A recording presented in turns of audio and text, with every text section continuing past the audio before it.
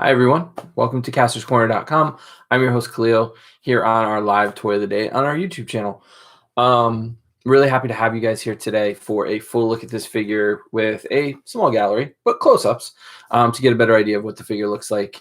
You can go to CastorsCorner.com. The post will be up about 5 minutes after this video airs, so you can go check that gallery out. You can also check us out on Instagram, Facebook, Twitter. We're at Castors Corner. And if you hit that little subscribe button right there, we really appreciate it. Like I always like to say, the more of you that subscribe, the more cool stuff we get to do. And the more cool stuff we get to do, we get to share with you. So maybe that rhymed. Maybe I'll remember that. And check out the Kornercast podcast this week with our friend Jay Hernandez. We've got more podcasts coming. We got a bunch scheduled for this weekend to record to take us through May. So we're really excited about getting those done this weekend. But you're here for the toy, right? You're here for the toy of the day. And so I found this figure pretty early and I really held on to it. I mean, you saw some teases for it. It's been sitting behind me for about 2 weeks now. Just was trying to respect the Hasbro Marvel Legends team because they hadn't really revealed the wave yet. And I really didn't want to step on that, get in trouble, any of that stuff. So I held off. I kind of just teased it in the background. And you can see he's missing right now, as well as the head, because he's in the photo booth right now. He just had his pictures taken. So tonight we are taking a look at the new Shang-Chi, Marvel Legends wave, Mr. Hyde wave, and we're going to take a look at Civil Warrior. Now, get him out of the photo box. Mr. Hyde is taking him for a ride. I'm full of rhymes tonight, aren't I? Unintentional. And so I'll admit, I was very impressed with our friend at MCU Collector. He really, I think, nailed the photography on this wave of figures. They were really just really well done and amazing. And so I actually have a box of Civil Warrior. So there goes my chair. I never really played Contest of Champions. I saw it, and I think I played it when it first came out, but it was one of those games where it was too slow. The grinding part of it was really high, and I just wasn't up for grinding, but it's super popular. We did interviews with the designers to talk about it a couple of years ago. It's on the podcast, actually, from New York Comic Con. And the Civil Warrior, I'll read the back. In an alternative Earth ravaged by civil war, Captain America assumes the mantle of Civil Warrior. So Steve Rogers inside this Iron Man armor with an arc reactor shield. It's a really cool design. So here he is. He's decked out in all the armor. He's got the arc reactor in the back. So you guys can see that. Colors, face shield, the blue. I think what really sets this figure apart is the texture. I know it sounds kind of weird, but you're going to hear me talk a lot about texture during this entire wave because I found it very fascinating, the detail work in the texture. Now, again, our friend MCU Collector pointed out in his review about a week ago when he got the figure that it shares a body with the Hydra 2-pack with Armanzola and Cap. And yes, I don't think I realized that, or it just didn't sink in. But I think the difference here is the silver, blue, and red make those textures and make this figure look more palatable to me. We've talked about this before. Gray, blue, red, you add that to a figure, Stratos, Panthro, it's going to be my favorite figure. And so they did it again with this one. So what I really like about it is the different textures in the figure. Go back to that. So the smooth texture on the helmet, the metallic. So it's more of a matte here. The plasticky, more metal-like arms. The little all I could think of is a TikTok yoga pants, like that kind of honeycomb texture that they put into the Spider-Man costumes down here. And with all of that, when you add all that up, it just really makes this figure pop. There's not a lot of paint issues. There's not a lot of paint bleed between the colors. The matte blue really stands out. It's that royal blue. So, of course, my favorite color is going to stand out and make it better than the yellow and green one, even though it's just a repaint, reskin of that figure. So he comes with an arc reactor shield.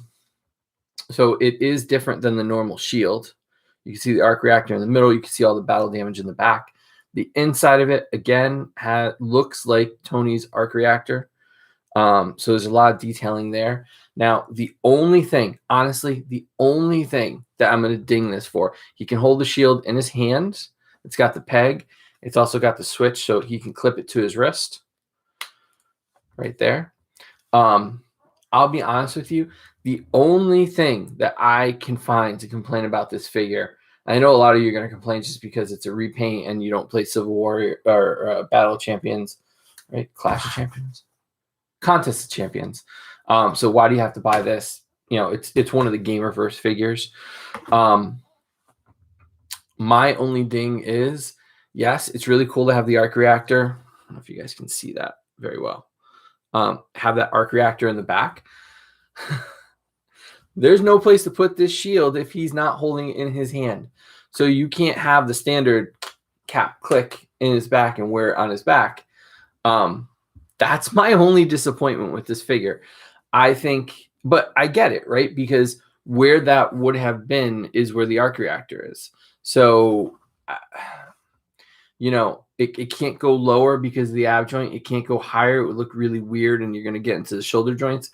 So where they would have put it right in the middle of the body, there's something there.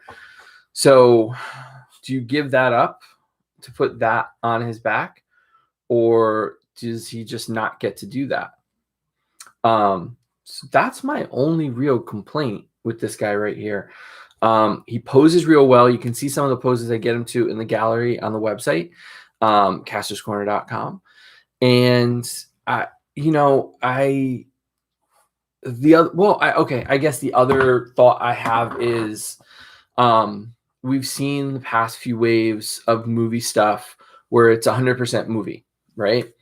Although Ryan, Dan, and Dwight address this, where when they get assets for the film, when they get the designs for the film, there are pre-designs and post. So pre and post for the movie.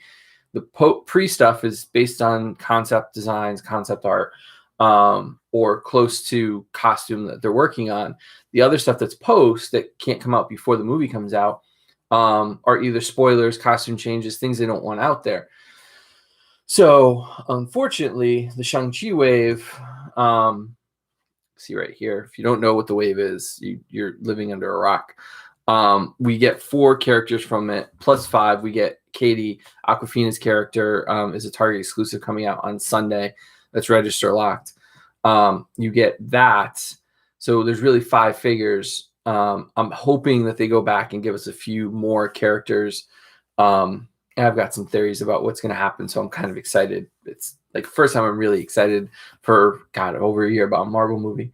But yeah, so I think that's my other criticism of the wave.